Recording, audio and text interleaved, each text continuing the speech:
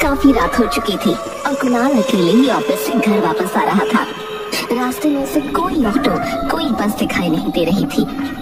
कुणाल बस चलता जा रहा था, पर उसका घर अभी भी काफी दूर था। थोड़ी दूर चलने के बाद जब कुणाल एक सुनसान सड़क से गुजर रहा था, तो उसे कुछ भी ठीक नहीं लग रहा था। उसे बार बार ऐसा लग रहा था कि कोई उसके पीछे चल रहा है।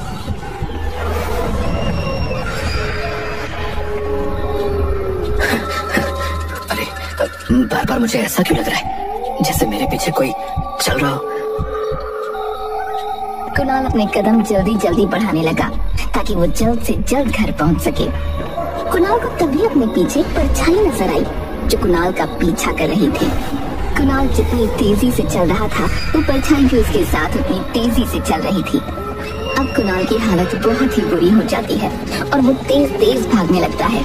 तभी आसमान में बिजली कड़कने लगी और अचानक तेज बारिश शुरू हो गई।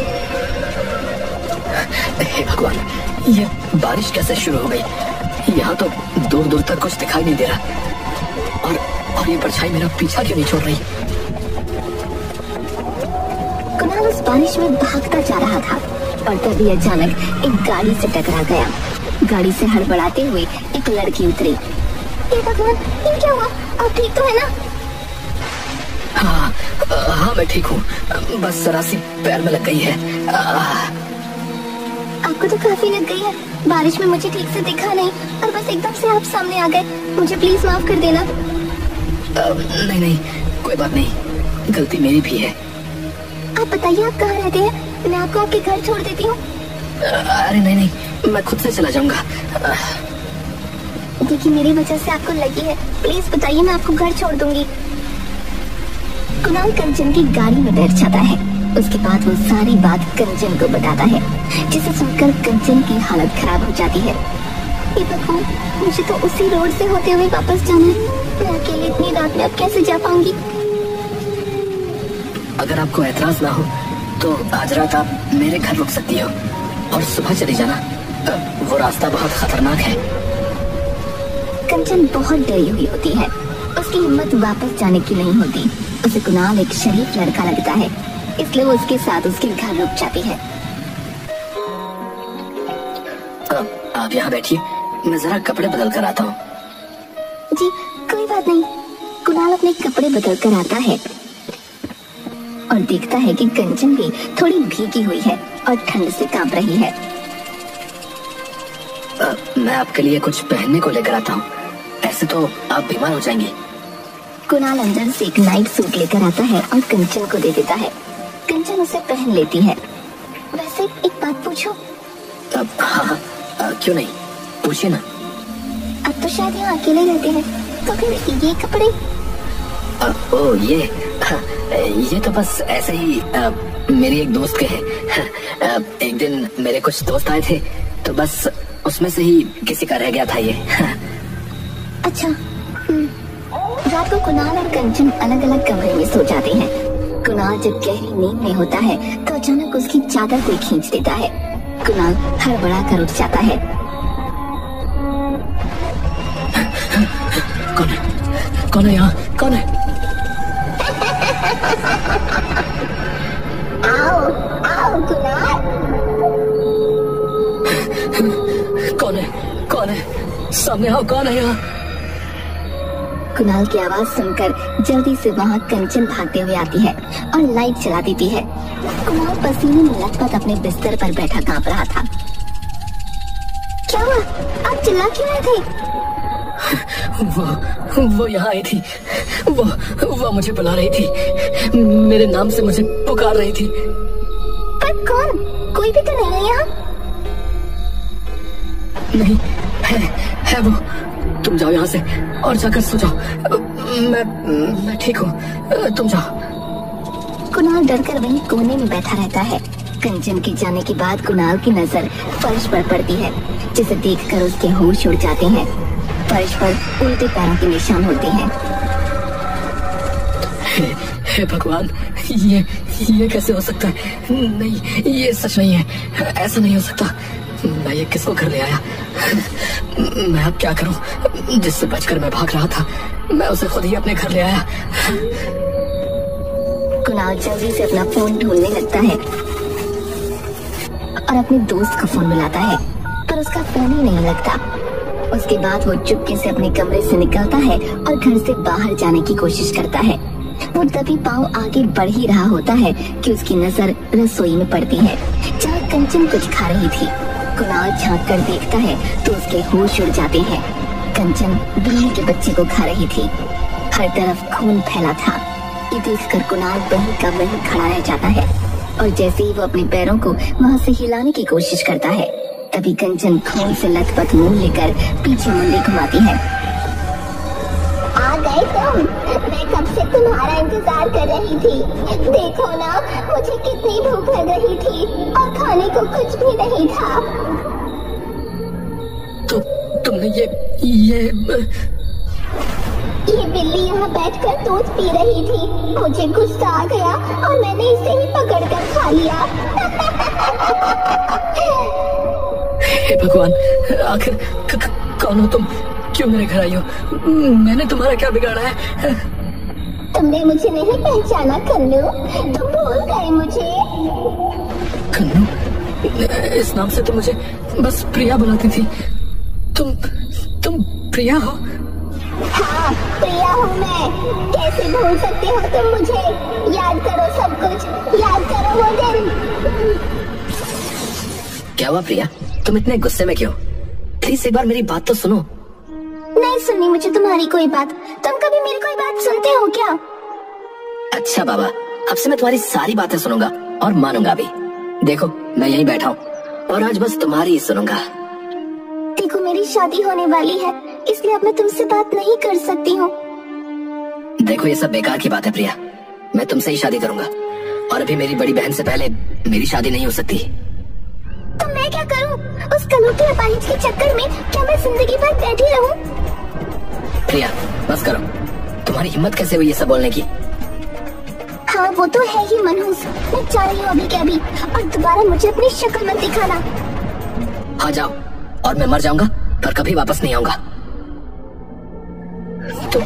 तुम तो चली गई थी ना मुझे छोड़कर?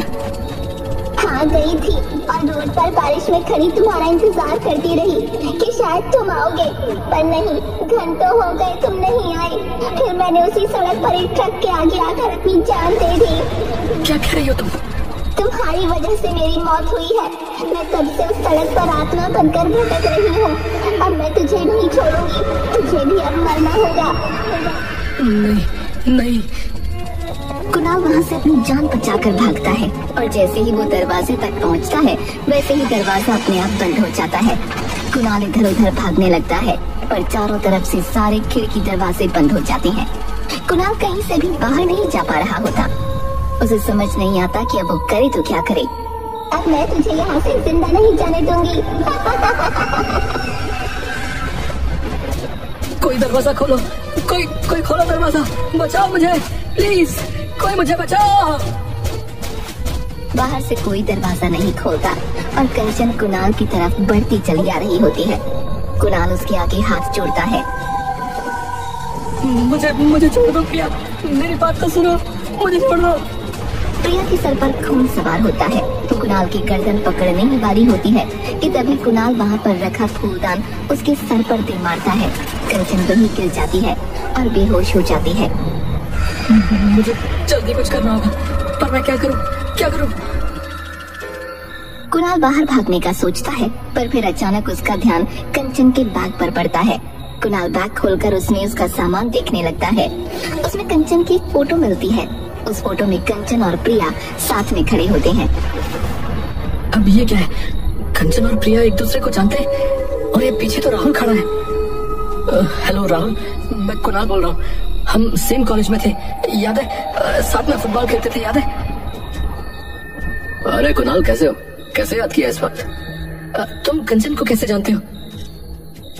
भाई उस लड़की का नाम मत ले। अरे पर ऐसा क्या हुआ है? भाई प्लीज मैं अभी फोन रखता हूँ। प्लीज भाई, मुझे तुम्हारी बहुत जरूरत है, एक बार मेरी बात तो सुनो। वो मेरे घर इस वक्त बेहोश पड़ी है। मैं जल्दी तुम्हारे घर आ रहा हूँ, पर उसे तब तक उठने मत देना।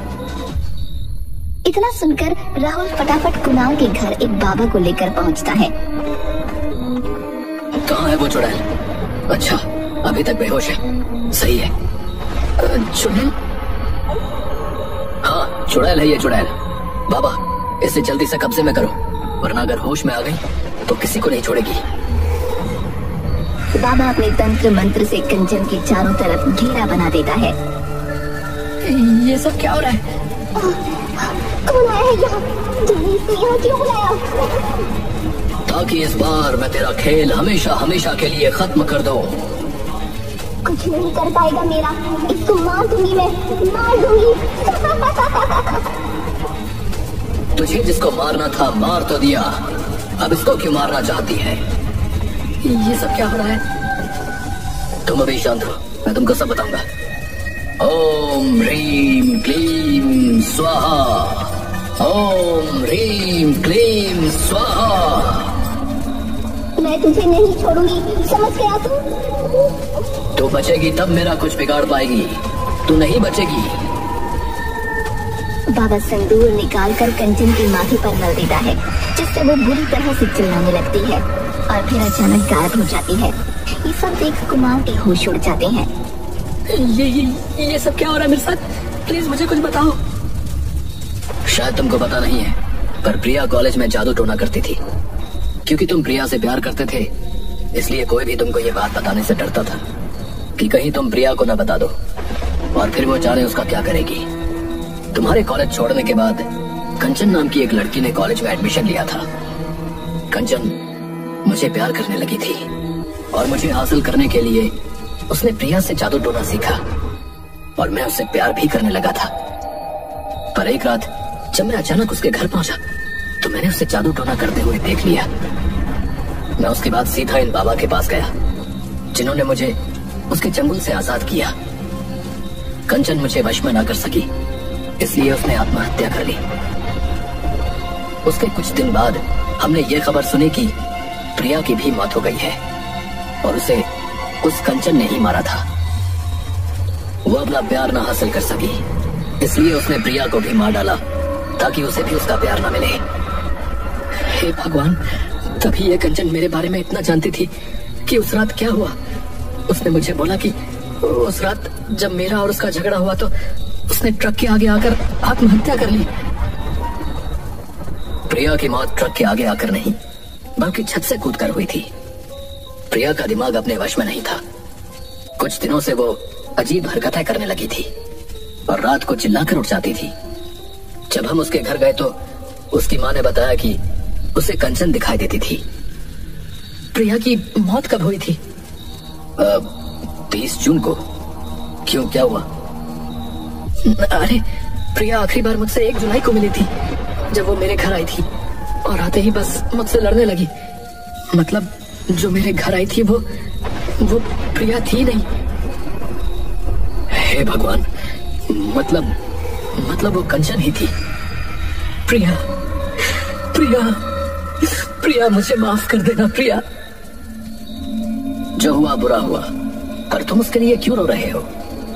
पता है, तुम्हारे दिल में जो प्रिया के लिए प्यार था वो सब उस जादू टोने की वजह से था। तभी शायद उसके मरते ही उस जादू टोने का असर भी खत्म हो गया था और तुम्हें उसके जाने से कोई फर्क भी नहीं पड़ा। हाँ, मैंने तो उसे कभी ढूंढा भी नहीं था, बस जाने दिया। कुणाल उस रात प्रिया की सच्चाई को जान चुका था, जिसकी वजह से वो काफी रातों तक सो नहीं पाया। उसके बाद जब भी वो रात को अकेला घर आता, उसे हमेशा डर रहता, पर बाबा का दिया धागा उसके गले में था।